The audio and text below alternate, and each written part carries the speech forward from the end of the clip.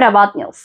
సెలవులు వచ్చాయంటే చాలు పిల్లలను పట్టుకోవడం చాలా కష్టంగా ఉంటుందని ప్రతి తల్లి తండ్రి ఆవేదన చెందుతూ ఉంటారు. ప్రత్యేకించి 6 సంవత్సరాల నుంచి 16 సంవత్సరాల వయసున్న పిల్లలు తమ స్నేహితులతో బంధువులతో ఉత్సాహంగా ఉల్లాసంగా గడపాలనుకుంటారు.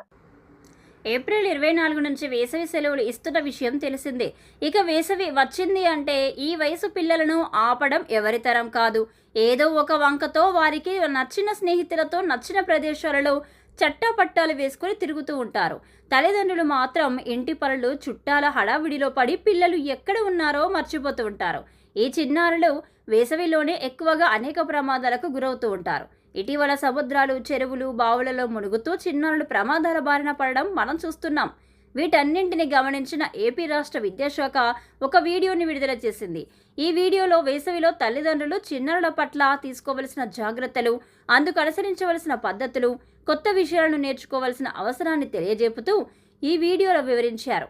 ప్రభాత్ న్యూస్ ఈ వీడియోను మీ ముందుకు తెస్తుంది.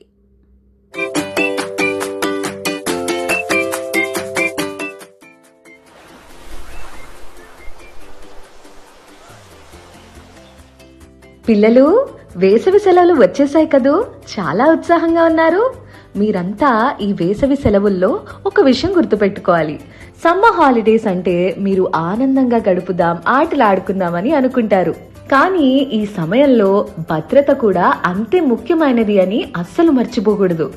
ఆంధ్రప్రదేశ్ పాఠశాల విద్యాశాఖ సూచనల మేరకు ప్రతి విద్యార్థి భద్రత కోసం కొన్ని ముఖ్యమైన జాగ్రత్తలు తెలుసుకుందాము.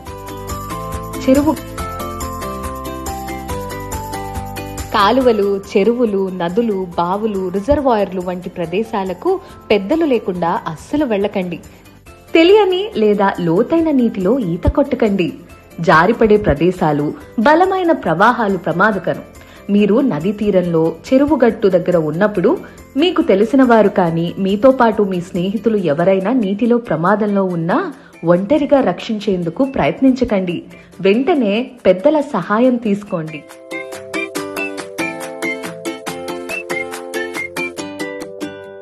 మీరు ఆడుకోవాలి అనుకుంటే ఉదయం లేదా సాయంత్రం మాత్రమే తల్లిదండ్రులకు చెప్పి వెళ్ళండి. మధ్యాహ్నం 12 నుంచి 4 గంటల మధ్య బయటకు అస్సలు వెళ్ళకండి. ఇంట్లో ఉండి విశ్రాంతి తీసుకోండి. తగినంత నీరు తాగడం మాత్రం మర్చిపోకండి. కాటన్ దుస్తులు మాత్రమే ధరించండి.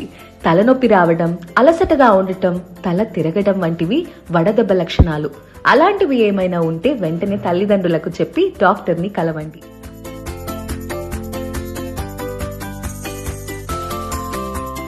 ప్రమాదకరమైన ఆటలు ఆడకండి. రోడ్డు మీద జాగ్రత్తగా ఉండండి.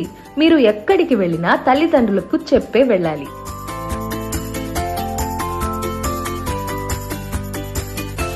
ఇంట్లో ఉన్నారు కదా అని తల్లిదండ్రుల, బంధువుల మొబైల్ తీసుకుని ఎక్కువసేపు ఉపయోగించకండి. స్క్రీన్ టైంను పరిమితం చేయండి. ఈ వేసవి సెలవులు మీకు ఆటలతో పాటు చదువు కూడా అంతే ముఖ్యం. మీ సమయాన్ని పుస్తకాలు చదవటం, కొత్త విషయాలు నేర్చుకోవటం వంటి పనులకు వినియోగించండి.